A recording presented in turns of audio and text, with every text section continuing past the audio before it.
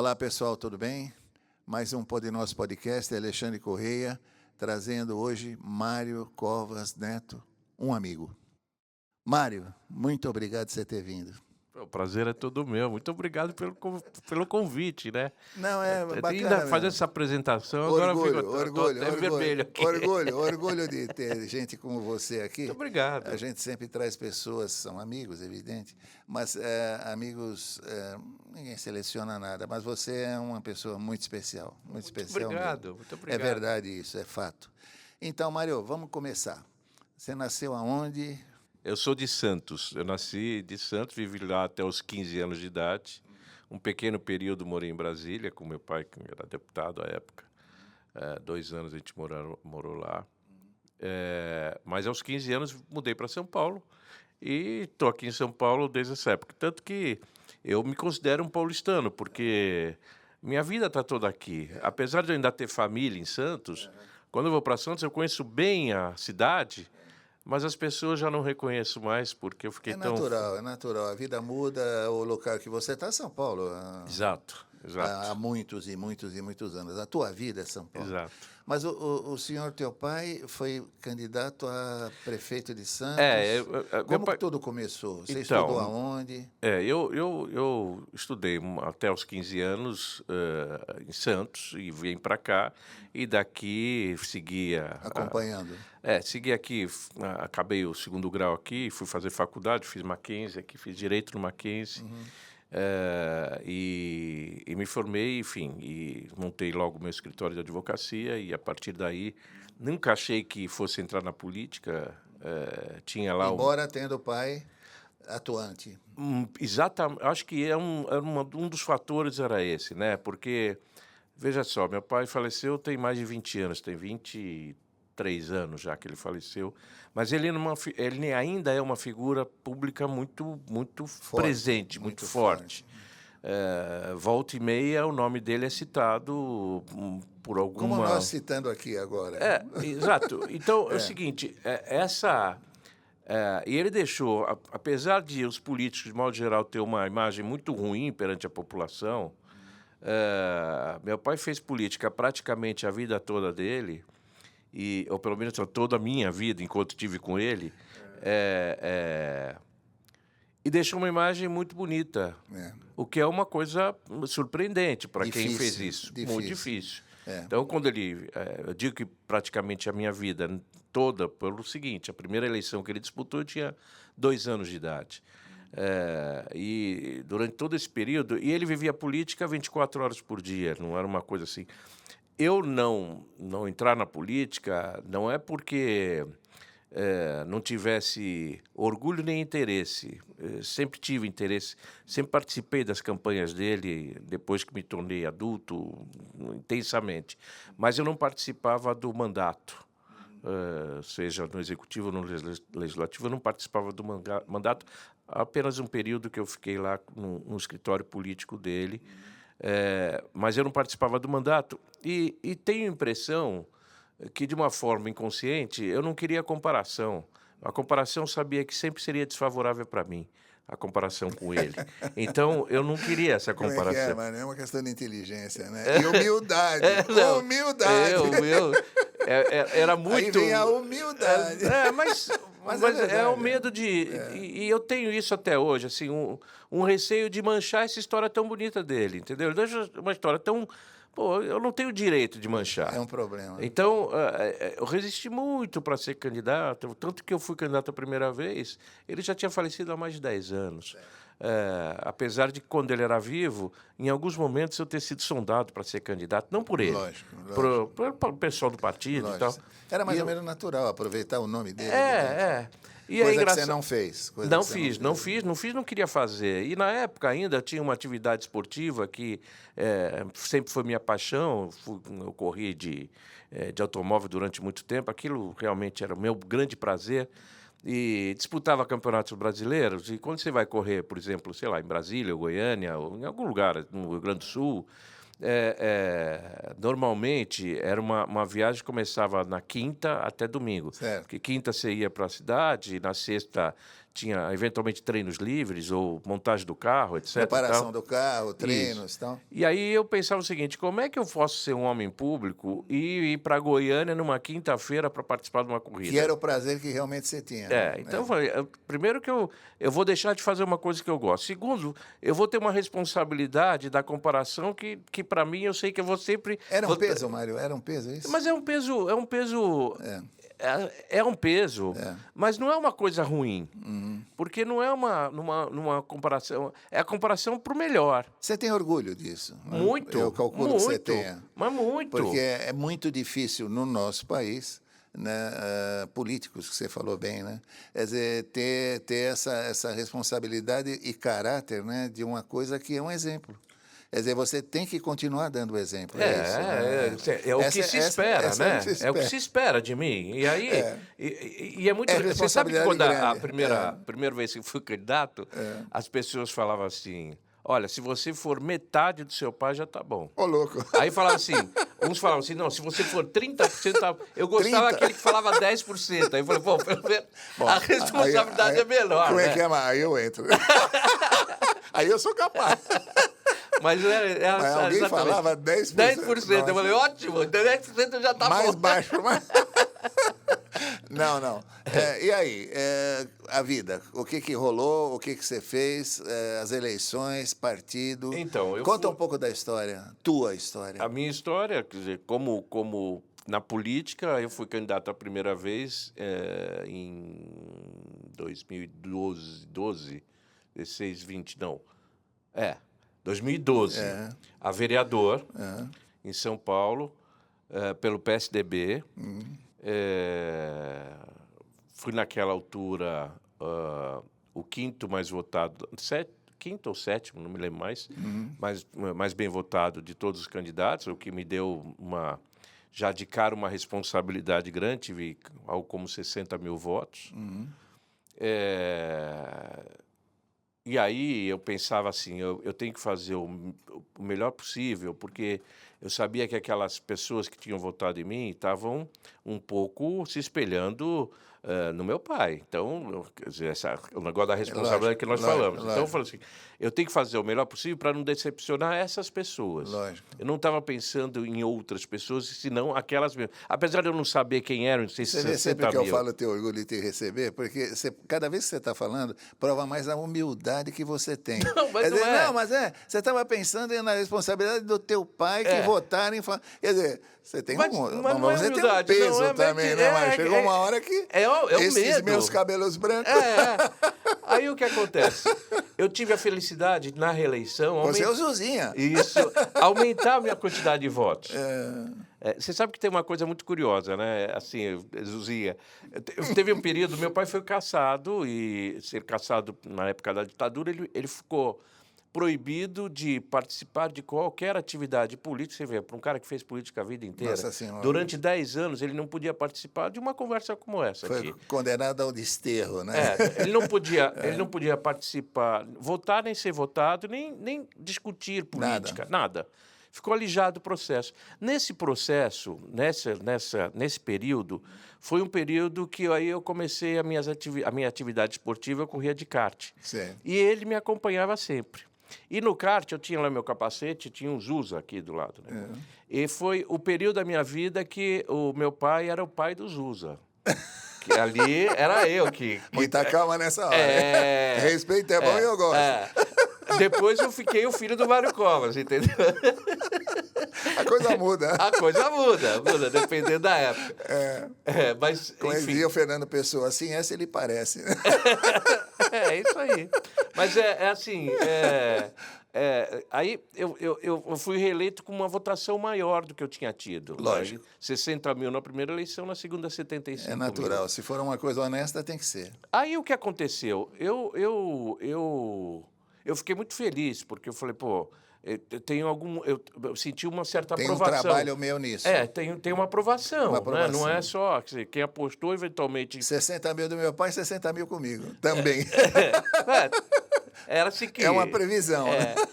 Mas aí teve um fato político importante, porque o meu primeiro mandato eu era oposição que o governo era do Haddad, do PT, eu era do PSDB, e, portanto, eu tive uma postura de oposição. Mas não oposição daquela coisa que nada vale, tudo você é contra. Não, pelo contrário, porque eu acho que não é assim. Acho que quem te elege espera que você tenha uma postura daquilo que você se comprometeu durante a campanha. E o que você se comprometeu não era para ser oposição nem situação. Você se comprometeu com ajudar fatos. a cidade, ajudar o Estado. Então, aquilo que me parecia adequado, eu votava a favor. Aquilo que eu achava que não era adequado, votava contra e dizia o porquê estava votando contra. Lógico. Que é coerência, né? Coerência. Eu acho que é a responsabilidade de saber que você tem uma cidade de mais de 12 milhões de pessoas, tem 55 vereadores. É muita responsabilidade para cada um deles. Se você fizer a conta, você vai ver que cada um deles carrega como representação uma quantidade de eleitor muito grande. Além do que, você tem muito mais de 55 territórios na cidade, de bairros. Entendo. Então é o seguinte, também você não é representante de um lugar só. Então, isso tudo carrega para você também a tarefa de olhar a cidade como um todo. Lógico. Né? Até porque você sabe os votos que você tem, mas não sabe quem votou. Você sabe, eventualmente, qual a urna que você foi eleito para isso mesmo. Isso. A ideia tem que ser essa. Porque... mas se você for na Câmara Municipal, assim como na Assembleia Legislativa, na Câmara Federal, você vai encontrar alguns representantes, são representantes de territórios, gente que é muito bem votado numa determinada região, porque tem um trabalho naquela região, enfim, eu não estou dizendo que é melhor nem pior. E tem gente de segmentos, então alguém que é ligado a um sindicato, a uma associação, etc. No meu caso, não. Como eu vim de um sobrenome que já era conhecido, a minha votação foi esparramada. Eu não consegui identificar exatamente de onde veio. Tá. E aí, portanto, meu olhar é um olhar mais geral. Aqueles que estão mais localizados, o olhar deles é mais... Você se sentiu responsável por um todo. Por um todo. Tanto que, depois desses 2 mandatos, eu fiz um resumo, uma prestação de contas, um livreto que me deu muito orgulho, sabe? Foi uma coisa de 50 páginas, parecia um gibi, com todos os projetos de leis que a gente era autor ou coautor, aqueles que viraram lei mesmo. O trabalho que você teve. Eu achei assim, aquele bem legal, porque vai passando tempo, foram 8 anos de mandato, vai passando, você vai se envolvendo em tanta coisa que no final você até não se lembra mais daquela discussão anterior. Aí quando você levanta muito menos o eleitor, muito menos. Aí quando eu vi aquilo, tem uma coisa densa aqui, legal, bacana. Mas aí aconteceu o seguinte, quando eu fui situação, que aí era o momento de você colocar em prática aquilo que você defendeu na campanha. Porque eu defendi um determinado agrupamento político, era o PSDB, uma candidatura que era do João Dória para prefeito, e defendendo as mesmas teses. Mas, infelizmente, eu acabei tendo uma relação muito conturbada com o prefeito, com o João Dória. Ele escolheu um lado, esse lado, eu era presidente do partido nesta época, e o lado que ele escolheu não foi um lado partidário, foi um lado de governança, ou seja, aquela coisa que muitas vezes a gente escuta da pessoa procurar a governabilidade. O que é isso? É você ter maioria no parlamento e você poder desenvolver suas políticas com algum sossego do parlamento, né? Ele não ser oposição a você. E quando se faz essa coisa da governabilidade, às vezes você se alia a pessoas e paga um preço muito caro por isso. E ele fez isso. Isso acabou havendo um desentendimento entre a gente da condição política. Mais uma vez eu quero salientar a honra que eu tenho de te receber aqui. Imagina, que Não? isso. Tudo vai de encontro ao que eu sempre imaginei. Parabéns. E aí, vamos embora. E aí aconteceu que chegou um momento... Segue a vida. A coisa foi ficando tão assim, eu fui me sentindo tão isolado, que eu falei, olha, aqui não é mais meu ambiente. E aí eu saí do PSDB, por divergências mesmo com a conduta política. Com a conduta política. Isso. Saí do PSDB, mas comungava com as ideias, porque, no final, eu fiz a campanha porque acreditava naquilo. E aí, enfim, saí do PSDB, acabei procurando um outro partido, que foi o Podemos, e no Podemos eu fui candidato, então, em seguida, a senador por São Paulo. E para minha honra, eu tive uma votação, eu não fui eleito, mas eu tive mais de 2 milhões de votos, sendo 600 mil só na capital.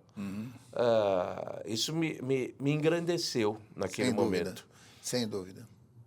Aí na eleição... Foi a eleição que foi eleito quem? Você lembra? Foi eleito a Mara Gabrilli e o que morreu, o Olímpio, Major Olímpio. Major. Os dois. Eu quase entrei, eram 2 vagas, eu fiquei na segunda vaga. No finalzinho da campanha, a força do PSDB levou a Mara Gabrilli para cima. A força do PSDB, eu diria que é um dos fatores, além da qualidade dela, evidentemente não tô diminuindo isso, não.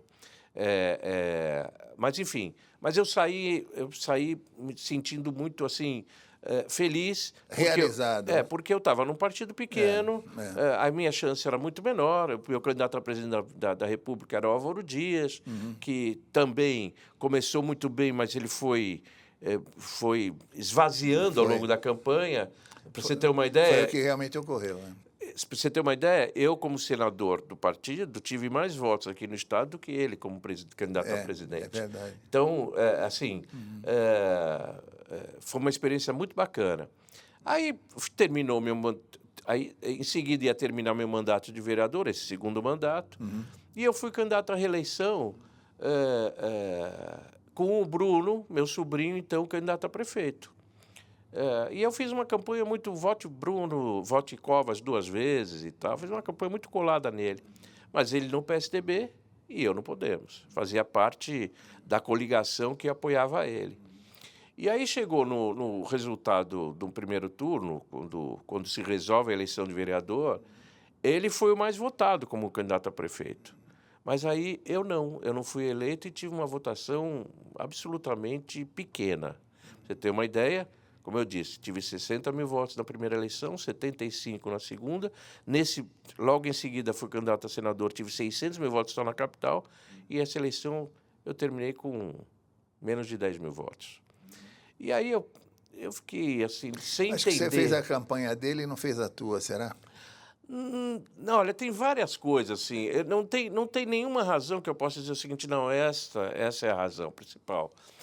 Mas tem várias. Primeiro, eu concorri às 2 primeiras eleições com um determinado número, que era 45.000, e naquela altura o Podemos era 19. Então, tem muito a ver, né? Tem muito a ver isso. Tem muito a ver. Tanto que quem concorreu com esse número aumentou um pouco a sua votação. Certo. Tá? Então, pode ser que tenha sido isso. Pode. Eu não fui...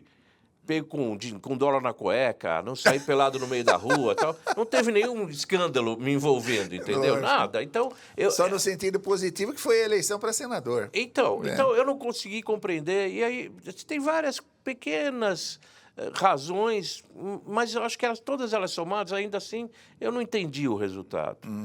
Mas tudo bem. Faz parte.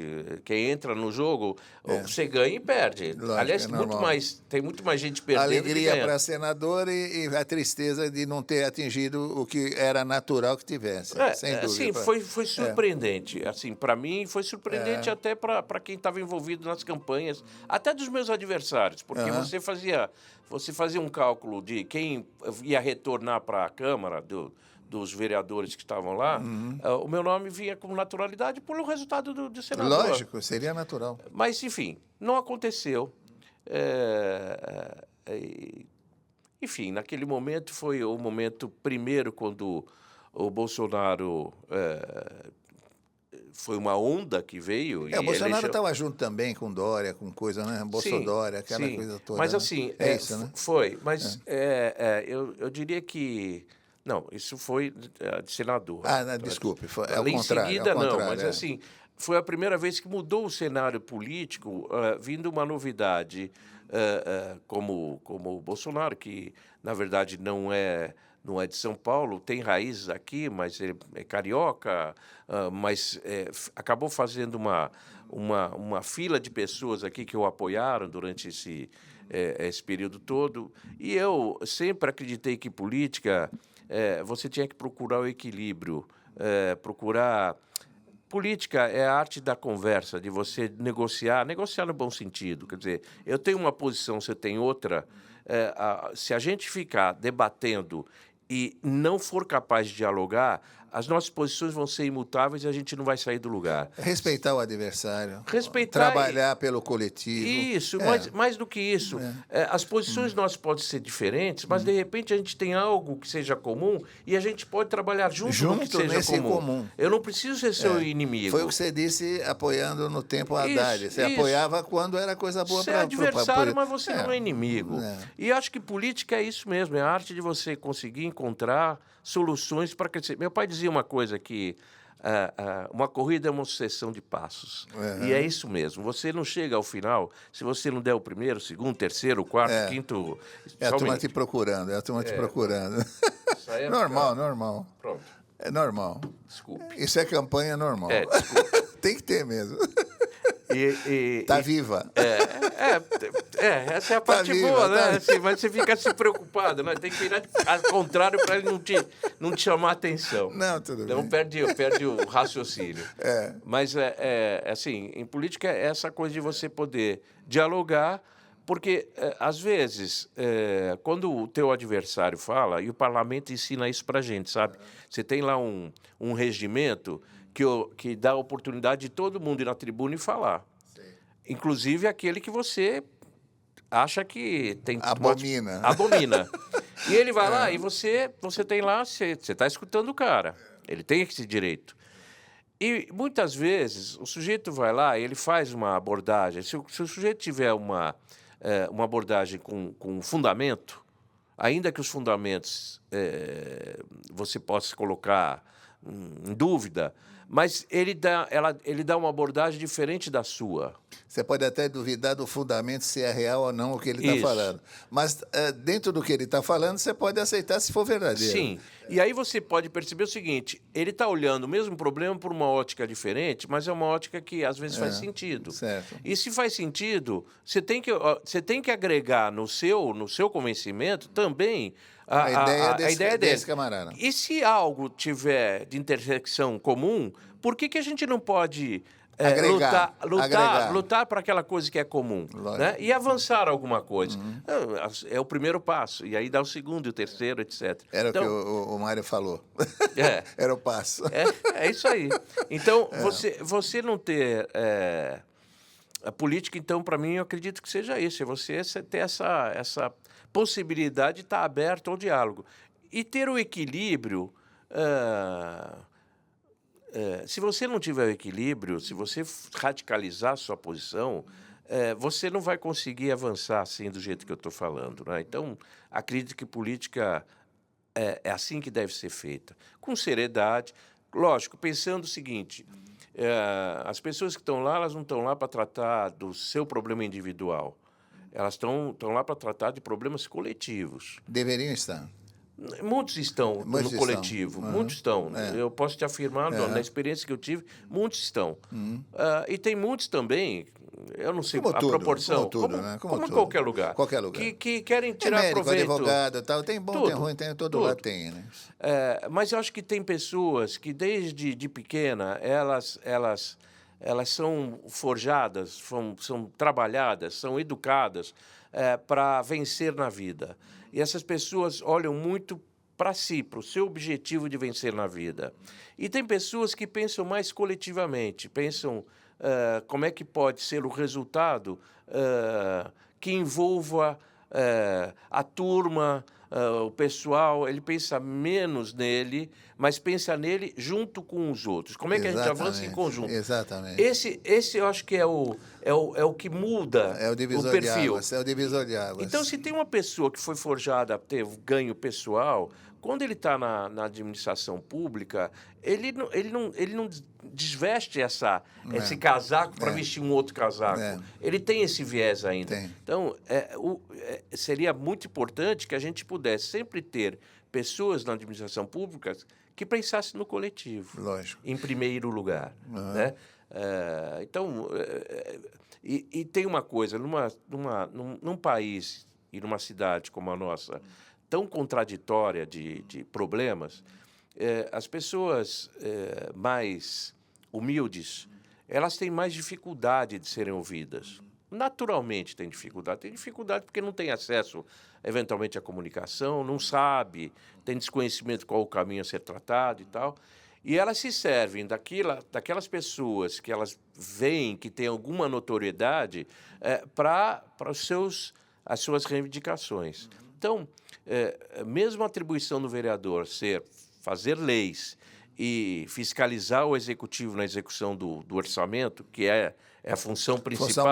Função básica. Você acaba sendo procurado para questões assim do dia a dia, de coisas corriqueiras. Então, nisso, eu acabei... Estou falando esse preâmbulo para dizer o seguinte. Tem um projeto de lei que a gente acabou conseguindo avançar e aprovar, que trata de merendas para os alunos da escola pública municipal durante o período de férias.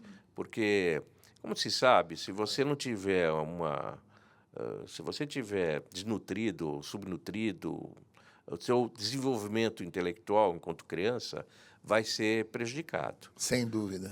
E nas escolas isso hoje... é científico, né? Provado. É científico. Isso, não estou... Nada, não está inventando nada. Não estou inventando nada. E nas escolas, aquela alimentação balanceada, é feita com critério. Necessária, e às vezes a única que ele come, a criança. Se não é a única, é a melhor. É a melhor, sem dúvida. E aí, quando chega nas férias, ele não tem essa possibilidade. Não faz sentido, né? E depois que essa lei foi aprovada, eu tive numa escola, etc., e acabei sabendo coisas assim que é muito chato, né? Que acontecia do aluno, no período de férias, bater na porta lá pedindo a comida. Sabe? Então, quer dizer, nós, infelizmente, vivemos num país assim, uma cidade assim. Ainda assim. São Paulo. Então, é preciso que você tenha consciência de que quem precisa mais, merece mais. E precisa mais. Então, o público tem que pense nele. Né? Exato. Então, essa é uma coisa que, para mim, eu não frequentei escola pública, meus filhos não frequentaram. Esse não foi um projeto que beneficiava a mim, mas me sinto muito orgulho de poder beneficiar um monte de outras pessoas. Lógico. Essas sim precisavam. Essa é a função do bom político, né? Ajudar.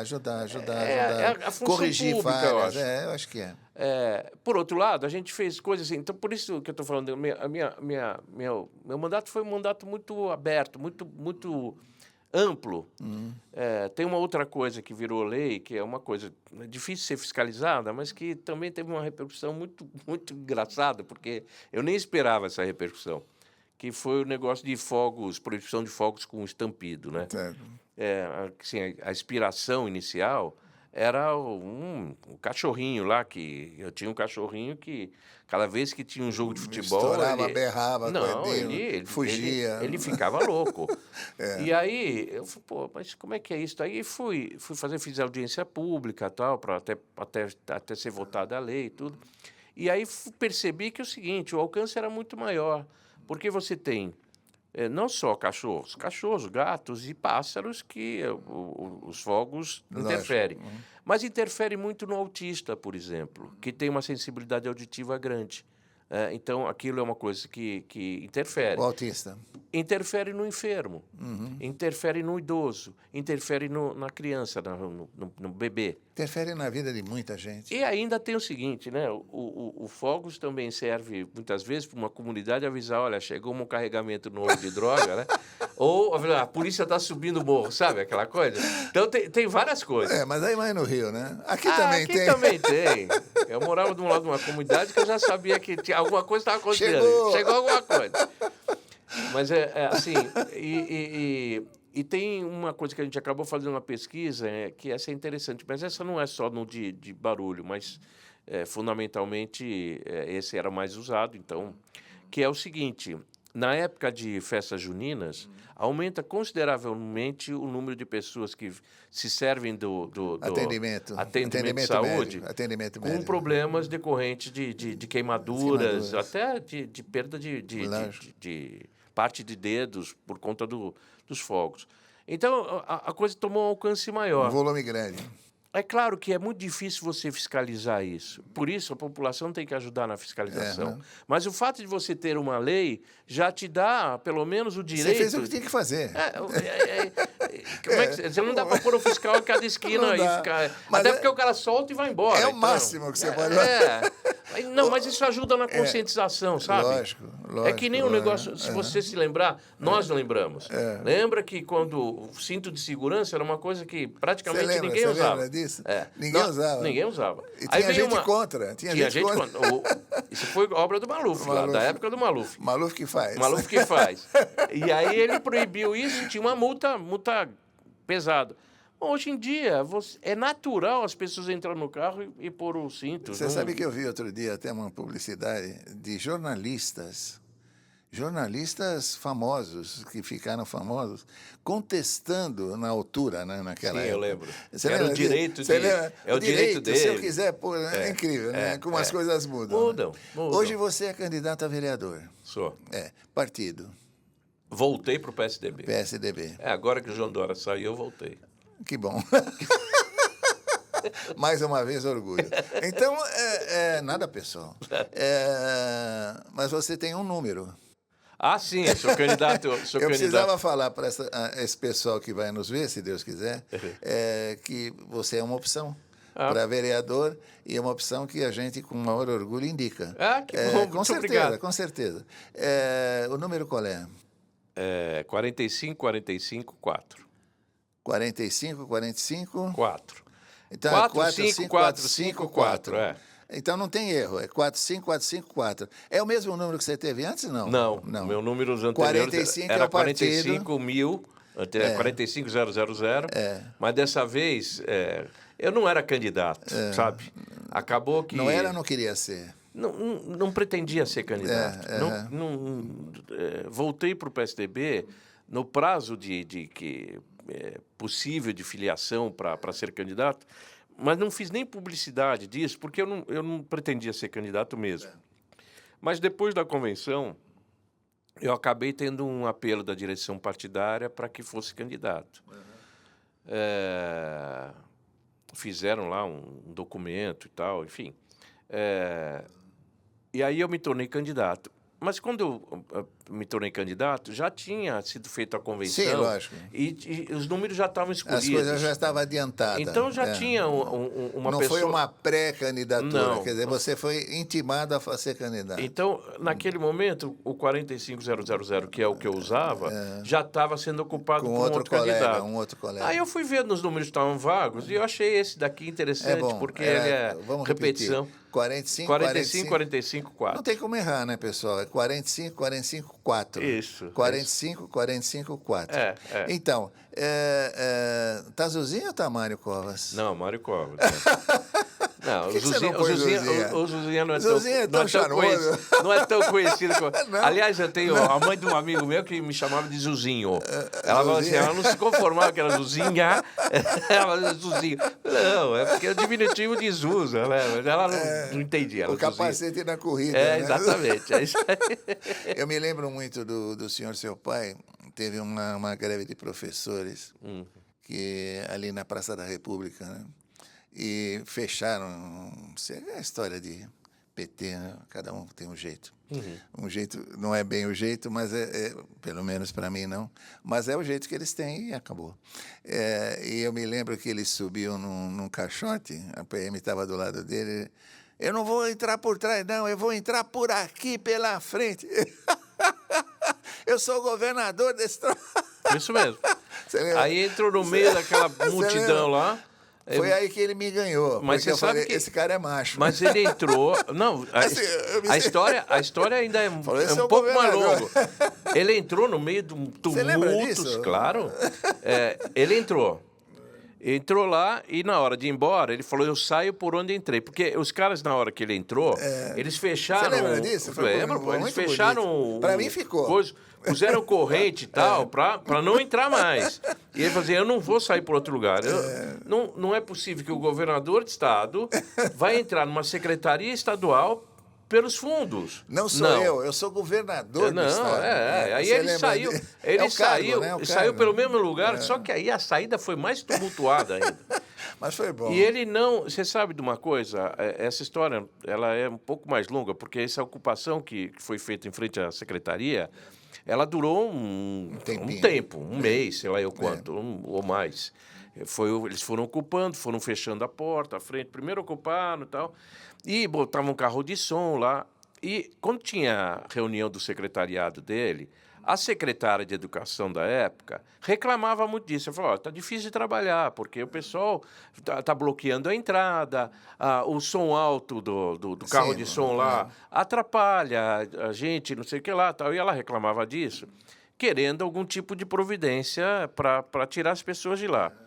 E o secretário de Segurança dizia o seguinte, olha, a gente não pode fazer nada porque a praça é pública, as pessoas têm o direito de ficar na praça. E ficava naquele impasse. Bom, um determinado dia, meu pai saiu para um compromisso externo e quando acabou o compromisso, ao invés de ele voltar para o palácio, ele falou para o pessoal, segue para a Secretaria de Educação. Essa entrada, isso foi quando ele chegou lá. Isso foi feito sem nenhuma combinação antes. Sim. Foi uma coisa, assim, dele. Eu vou lá e vou... Quer dizer, já que os dois não conseguem resolver, eu vou resolver esse troço. Aí resolveu de peito aberto, correndo todo o risco, porque você não sabe o que pode acontecer numa coisa dessa. Você pode ter um maluco lá com algum tipo de arma, alguma coisa assim, enfim, poderia ter um resultado muito ruim. Mas ele era, nessa coisa, ele não tinha muito... Eu até digo o seguinte, se eu quiser sintetizar meu pai numa palavra, é coragem. É mesmo, porque ele tinha coragem mesmo. Sem dúvida. E você sabe que aí ele saiu, né, aquele tumulto, e foi embora. Não teve polícia, não teve tropa de choque, não teve nada disso. No dia seguinte, não tinha mais ninguém na praça. Porque aquele movimento perdeu completamente o apoio popular, porque ficou claro que ele foi vítima de uma violência daquele movimento. Ele conseguiu quebrar com a bravura dele, né? Encarar a coisa, ele conseguiu quebrar esse tipo de coisa. Exatamente. Quer dizer, quebrou o elo, quebrou o encanto, não tem mais encanto. Aqui quem manda é o governador. Vamos resolver o assunto dos professores, mas aqui o governador tem o direito de entrar. Eu não sei se você vai se recordar que antes do Plano Real, que é uma coisa do PSDB também, né? Antes do Plano Real, nós tínhamos uma inflação muito grande. E, naquela época, os movimentos de professores, especialmente, eles tinham uma capacidade de mobilização muito grande, porque eles brigavam sempre para retomar o poder aquisitivo do salário. Então, as greves eram anuais, sempre greves. Sempre tinha. Quando veio o Plano Real, que a moeda estabilizou, ficou muito mais difícil deles mobilizarem os professores, porque o poder aquisitivo não caía como caía antes. Então, eles começaram a fazer movimentos mais radicais. As turmas mais radicalizadas é que fazem esses movimentos de enfrentamento. É verdade. Então, essa é a história aí. Mário, nós vamos fazer o seguinte, eu quero que você fale alguma coisa a mais, vamos repetir o teu número. Esse programa deve ser vinculado no YouTube e no Instagram na próxima. Nós estamos gravando hoje, dia 20. Eu acho que na próxima sexta-feira ele está sendo editado e no ar.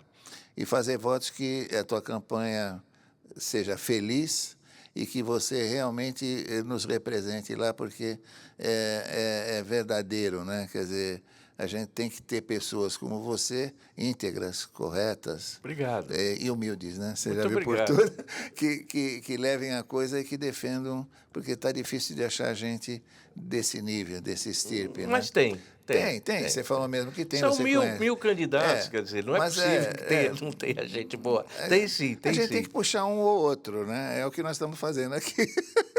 Então, 45, 45, 4. Exatamente, 45, 45, 4. Eu gostei do faço votos, é exatamente isso que a gente precisa para se eleger votos. É boa essa. É boa. Faço votos, ótimo, multiplique os votos. Multiplique-se os votos de boa felicidade. Mas boa. É isso. Então, vê lá o que você quer dar um recadinho. Não é aquele recadinho cafona, mas o que você acha que você quer fazer? Não, só para dizer o seguinte, aqui... Se você for eleito, conte com você, porque você vai fazer o trabalho.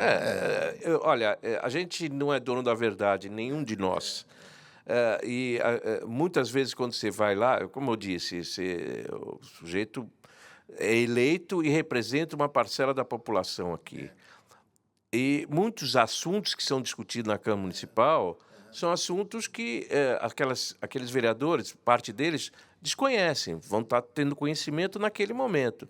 Então, é super importante que as pessoas não façam só o ato de votar, sabe? Você escolha um candidato, escolha o candidato que você quiser, mas participe do processo. O sujeito se elegeu, acompanha o que ele fez, o que ele está fazendo, até para ver se ele está te representando bem. Lógico. Se ele não estiver te representando bem, a democracia permite que daqui a 4 anos você mude. Mas se ele estiver representando bem, apoie, sugira, dê opinião, reivindique.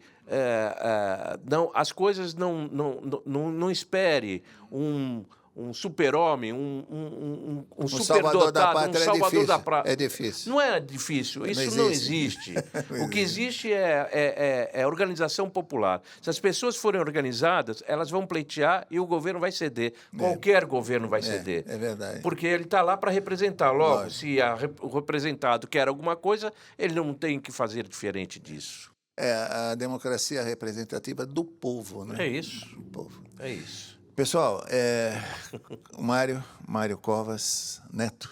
Mário Covas Neto. 45-45-4, é isso? 45-45-4. Do PSDB? Isso. Faço votos, a gente teve aqui já 3 ou 4 candidatos, né? E, pelo que eu vi de todos, são pessoas do bem, se não estavam aqui, lógico, né?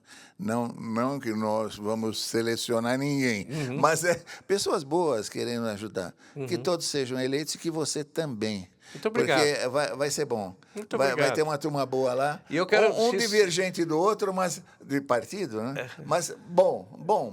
Querendo o bem, que é o que interessa, né? Olha, sendo eleito ou não sendo eleito, eu estou à disposição para a gente conversar quando você quiser. Tá bom. Se fizer um outro podcast num outro momento, fora de eleição, etc., para não ficar só uma coisa eleitoral e tal. Não. Mas a gente poder conversar, até para... A ideia não foi nem eu essa. acho que a ideia, assim, de você poder discutir é um pouco para dar o seu ponto de vista, ajudar as pessoas a raciocinar também. É isso. Temos amigos comuns, é muito gostoso. Tá bom? Legal. Muito obrigado. Fica com Deus, Mário. Igualmente. Que Deus te ajude. Assim um abração. 45-45-4. Isso aí. Um abraço, pessoal. Até a próxima. Muito obrigado. Tchau.